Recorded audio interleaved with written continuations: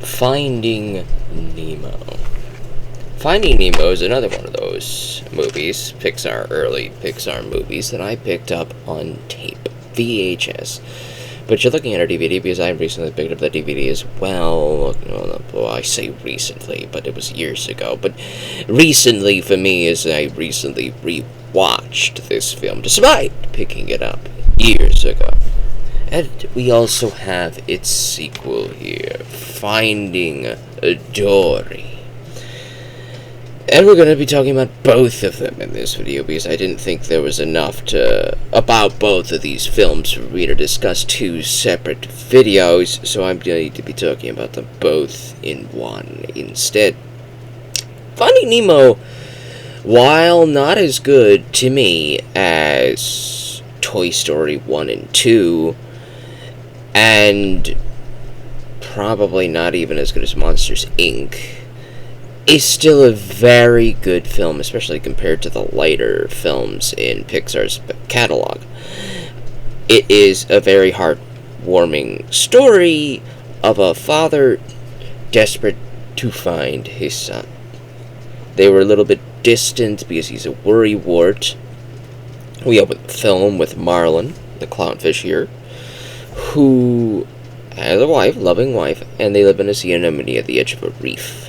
And in a small little cave, there is a crap ton of baby fish and baby fish eggs, right? And then Marlin's wife looks out over the big blue and sees a barracuda. I think it was a barracuda. And the barracuda kills Marlin's wife and destroys all of the fish eggs, save for one. One single fish egg survived. It's a little bit damaged, but it survived. And that fish ends up being Nemo, right here. And Nemo has a bad fin. We've watched this movie. You've probably watched this movie. If you're clicking on this video, you've seen this movie and you go, hey, I recognize that. And so you've clicked on here to look at this. You don't need me to tell you the exact story of what happens at Finding Nemo. You've seen it probably hundreds of times, just like I have. I loved this movie as a child, and I enjoy it still, even as a bigger, adultier adult. And now I finally come around to watching Finding Dory. That's what we're here for. We're here for Finding Dory. Marlin finds Dory, or runs into Dory, in the middle of his search for his son. And Dory, she suffers from short-term memory loss, and she's kind of like 10-Second Tom from 50 First Dates, if you've watched that. 10-Second Tom's memory lasts for about 10 seconds, and then he forgets whatever happened 10 seconds ago. That's Dory. Pretty much. Like, Dory meets Marlin, and then she turns around. She turns back around, and she goes like, oh, hi, yada, yada, yada.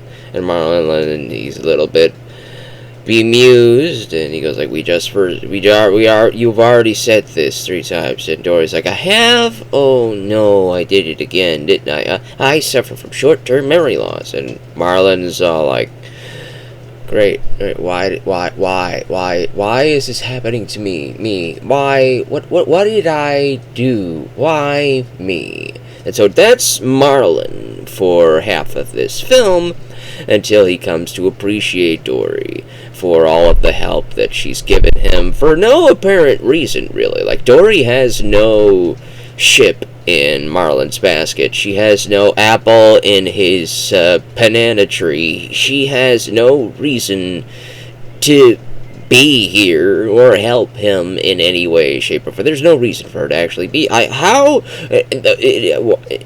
She's very, very selfless, and then we realize exactly what Marlin interrupted Dory in.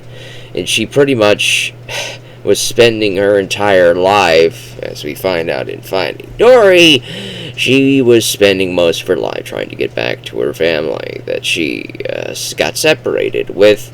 But due to her short-term memory loss, she couldn't find her way back home, but she just knew that she needed help finding something. So then she runs into Marlin, who distracts her from what she needed to find, and she helps him find something. So maybe that's part of her inherent character goal, is that she needs to find something, and Marlin needs to find something. Maybe this is what she needs to do, so she helps him find Nemo. And we also get to switch perspectives. Half the film is also taking place in a tank in Australia with the Tank Gang. One of them, I forget Gil's name. Gil is his name, and he's voiced by Willem Dafoe. I never even knew this for years. I was watching the Sam Raimi Spider-Man movie all the time. I have it on VHS tape, and I have it on DVD. I've watched the Raimi movie so many times. I know who Willem Dafoe is, and I never made this connection until the 2010s, the late 2010s. I made that connection. I'm like, it was like this big revelation to me, because, I don't click the cast, look at the people who voiced the characters, looking at the cast of anything. I never did that back in the day, so you'll have to forgive me for that. But I was still very impressed with that, and I'm kind of sad that the Tank Gang didn't show up at Finding Dory. No, Finding Dory is a very short film. It really is. How short is Finding Dory? Finding Dory is 97 minutes. To compare, both Incredibles movies, The Incredibles 1 and Incredibles 2, are about 2 hours long.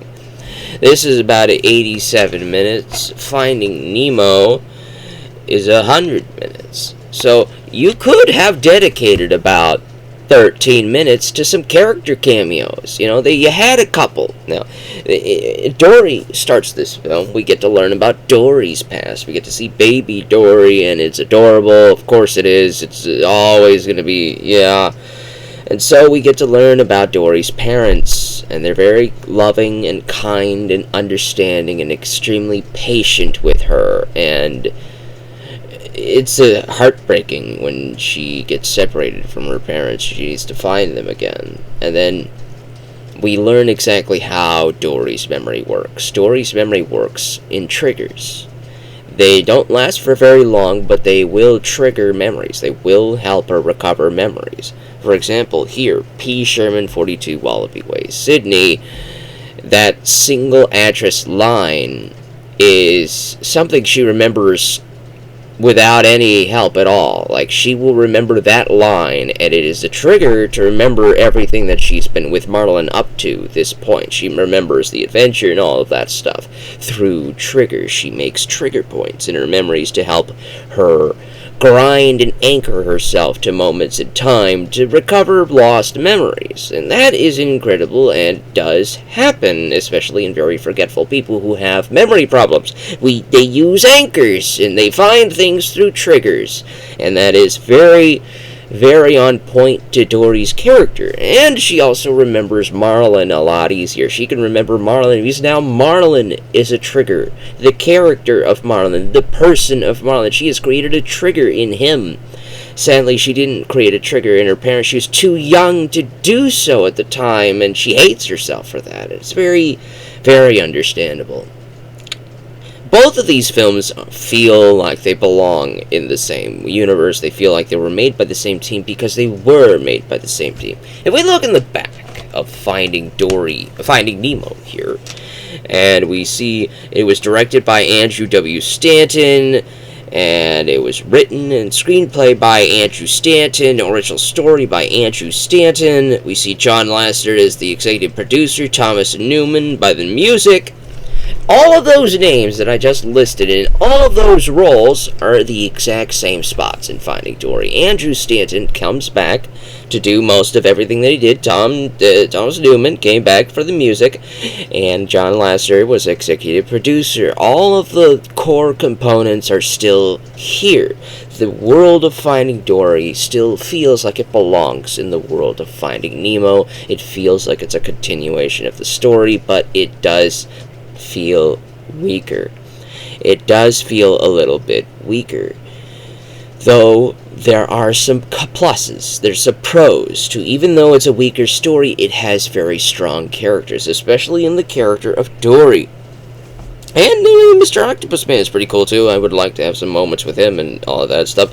And of course, Destiny, she's very fun. And of course, we got What's His Face, he's very fun. The weaker elements would have to be Marlin and Nemo. Now, Marlin and Nemo join Dory in an adventure to find her parents, because, she guilt trips Marlin because she helped him find Nemo. She crossed the entire ocean to find Nemo, and now she wants Marlin's help to cross the entire ocean to find her parents. And the joke, I first thought this was a weak story element to just rush through this, but I then realized it was actually on purpose. It was a joke. We basically fast-traveled using the highway system with our surfer dude sea turtles, who do make a return. They do make a cameo appearance. Sadly, Bruce doesn't make a cameo. I would have loved to see Bruce make a cameo, especially at the end of the film, maybe, because when Destiny returns to the reef with all of her friends, with Dory and everybody and the new friends, I would have loved to see Destiny meet Bruce. It would have been a great time, man. It would have been a great meeting. It really would have. Fish are friends, not food. She's made a friend, and she would have joined the club all immediately. It would have been fantastic. But no Bruce. Bruce doesn't even cameo. The Tank Gang are in a deleted scene. Willem Dafoe and all of the rest, they came back to voice their characters in a deleted scene, in a deleted sequence that we don't get to see in the main film. I mean, come on. What are you trying to short at? Why are you trying to cut that out? You actually are shortening the film to be shorter than the first one. You have 13 minutes to work with. You don't need to go over 100 minutes, but you have 13 minutes to add to your 87-minute film to at least fill out the story a little bit. Make us care about some of these things, and maybe have a couple Easter eggs for previous characters, like you did with Surfer Dude, Sea Turtle Man.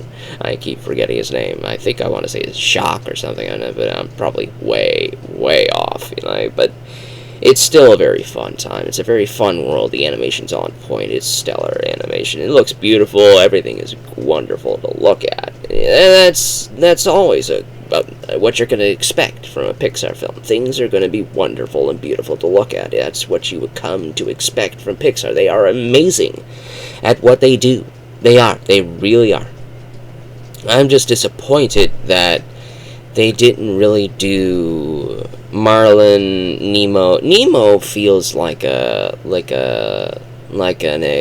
accessory to Marlin. He barely feels like his own character. He barely does anything by himself. He has no character motivations or things that he gets to do to find character growth. He's basically just there to remind his dad that Dory is capable. And that's basically all that his character's there for, which is a very big disappointment considering how strong he was as a character in the first film. Nemo really came into his own here. I would have loved to see that direction taken somewhere in Finding Dory, but sadly it wasn't taken anywhere in Finding Dory. In fact, I would have preferred if Nemo grew up a little bit, This takes place immediately after or whatever. I would have preferred it to take place a couple years. Well, not years, fish years. How about that? Fish years. Which might be a couple weeks or something, who knows. But, fish years. To make the Nemo grow up a little bit. And then, but maybe Nemo's character would have been so strong that he pulled away from Dory being the focus, because, it's Dory's movie and all of that, even though Finding Nemo was more about Marlin, and Nemo was secondary, even though they gave us plenty of stuff with Nemo.